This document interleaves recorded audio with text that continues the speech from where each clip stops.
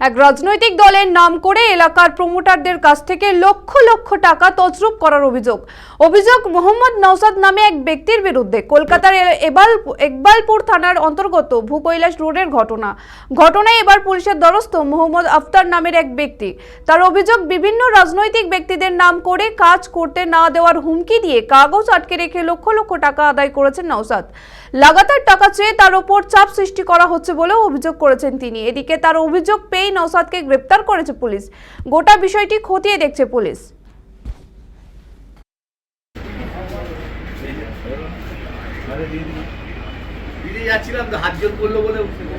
আমার মোহাম্মদ নওসাদের উপরে অভিযোগটা আছে স্যার।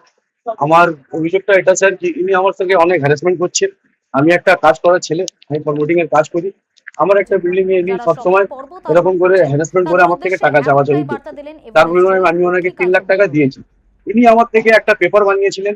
ও পেপারে আমার থেকে 200 জায়গা উনি 5 লাখের বিনিময়ে উনি মর্টগেজ করে দিয়েছে। আমাকে বলেছিলেন কি 5 লাখ টাকা তুমি আমাকে দেবে, আমি তোমার পেপারটা ওয়াপস করে দিই।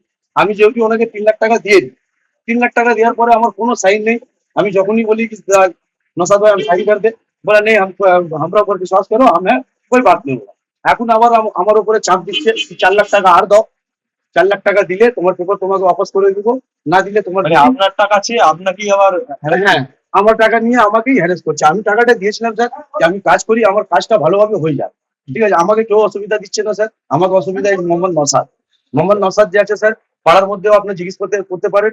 আর আমার কাছে 177 জনের নাম লিস্ট করা লেখা আছে, যার ওনার বিরুদ্ধে ওনার এগেন্সে লোকরা সাইন দিয়েছে আমাকে।